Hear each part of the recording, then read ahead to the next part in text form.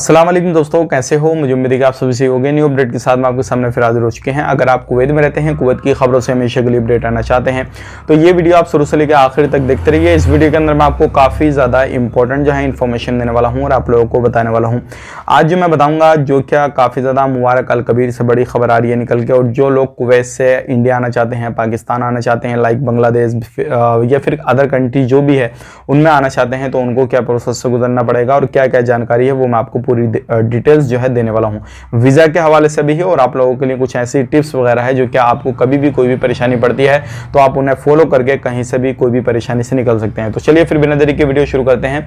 लेकिन उससे पहले मैं आपको बता देता हूँ, चैनल हमारा पहली बार देख रहे हैं, चैनल सब्सक्राइब करें और साथ ही साथ बेल आइकन जरूर प्रेस कर दें ताकि हमेशा आपको इसी तरीके से अपडेट मिलती रहे और आप हमेशा हमारे साथ में जुड़े रहें। तो सबसे पहले मैं आपको बताना चाहूँगा, अगर आप कहीं पर भी कुवैत के अंदर हों, खास करके जो है कोई से भी एरिया में रहते हैं कुवैत के अंदर, और आपसे कोई आईडी वगैरह मांगता है, प्रूफ मांगता है कोई पुलिस वाला, तो ध्यान रखें अभी जो है एक ऐसे बंदे को गिरफ्तार किया गया है जो कि नकली वर्दी वगैरह पहन के नकली पुलिस वाला बन के घूम रहा था और लोगों से पैसा वगैरह ऐंठ रहा था। तो मुबारक अल कबीर में ये माजरा हुआ है, फेक पुलिस वाले को गिरफ्तार किया गया है।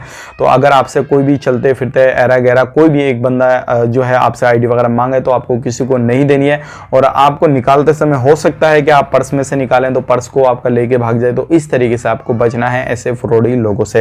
अब बात कर लेते हैं यहाँ पे अगली अपडेट जो आ रही है निकल के, वो आ रही है अगर आप कुवैत को छोड़ना चाहते हैं। बहुत सारे लोग हमसे इस चीज़ के बारे में जानकारी चाह रहे थे कि अभी हम फाइनल एग्जिट जाएं तो कैसा रहेगा, या फिर हम जो है छुट्टी जाएं तो कैसा रहेगा। तो देखिए डिपेंड करता है आपके बैकग्राउंड पे कि आप इंडिया में आने के बाद या पाकिस्तान में जाने के बाद या बांग्लादेश में जाने के बाद जिस कंट्री में आप रहते हैं वहाँ पे जाने के बाद में आप वहाँ पे क्या काम करेंगे, क्या धंधा आपके पास में है, क्या नहीं है, उसका डिस्कस जो है आप अपनी फैमिली के साथ कर सकते हैं। अपना खुद का डिसीजन, पर्सनली डिसीजन आप अपने हिसाब से ले सकते हैं। लेकिन मैं आपको यहाँ पे सलाह यही दूंगा, अगर एक नॉर्मल फैमिली से हैं, आपके पास में कोई भी कारोबार नहीं है तो थोड़े दिन और काम कीजिए। उसके बाद में जब आपके पास में पैसा हो जाएगा, लॉकडाउन की जो लोगों में अभी मारामारी चल रही है ये खत्म हो जाएगी आने वाले वक्त में 1-2 साल में, तो इंशाल्लाह आप आके अपना कारोबार वगैरह कर सकते हैं और आपके लिए काफ़ी ज़्यादा बेहतर जब रहेगा। लेकिन अभी आएंगे तो आपको मालूम है अभी तो पूरी दुनिया के अंदर हालत ख़राब है कोरोना वायरस की वजह से। तो ये थी आज की कुछ जानकारी जो कि मैंने आप तक शेयर की। अब बात कर लेते हैं, अगर आपको किसी भी तरीके से फ्लाइट चाहिए तो आप इंडिया के हैं तो इंडियन एम्बेसी से कांटेक्ट करें, पाकिस्तान के हैं तो पाकिस्तान की एम्बेसी से कांटेक्ट करें।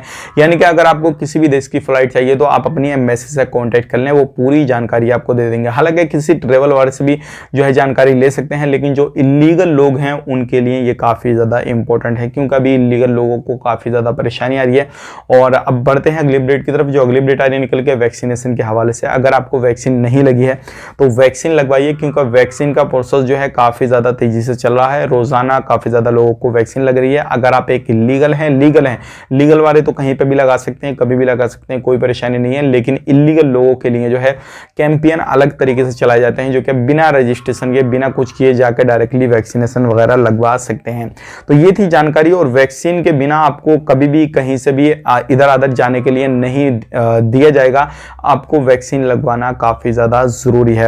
अब बात कर लेते हैं यहाँ पे जो लोग किसी भी तरीके से कोई भी प्रॉब्लम में परेशान है, कुवैत के अंदर रहते हैं, तो सबसे पहली चीज़ ये है, कंपनी में है तो कंपनी वाले से पहले तो रजामंदी से सारी चीज़ें बात करें। अगर नहीं मानता है तो लेबर कोर्ट आप जाएं, लेबर कोर्ट में जाके आप पूरी जानकारी उनको दे सकते हैं और पूरी डिटेल्स अपने बारे में बता सकते हैं, या फिर आप अपनी एम्बेसी से कॉन्टैक्ट करके जो है उनको पूरी जानकारी दे सकते हैं। क्योंकि इस हवाले से आपकी एम्बेसी जो है आपसे काफ़ी ज़्यादा कॉन्टैक्ट में रहेगी और उसके बाद में आपसे पूरी जानकारी लेने के बाद में तुरंत भी आपका जो है मसला हल किया जा सकता है और हो सकता है 1-2 दिन भी आपके मसले में लग जाएं। लेकिन कांटेक्ट जैसे आप करेंगे तो हो सकता है कांटेक्ट करते समय थोड़ा 2-4 दिन का या 10 दिन का या 20 दिन का समय लग जाए, लेकिन जैसे ही आपकी बात जो है एम्बेसी तक पहुंच जाएगी आपकी देश की, तो आपकी देश की एम्बेसी एकदम आपकी बात सुन लेगी। तो ये थी आज की कुछ जानकारी जो कि मैंने आप तक शेयर की है।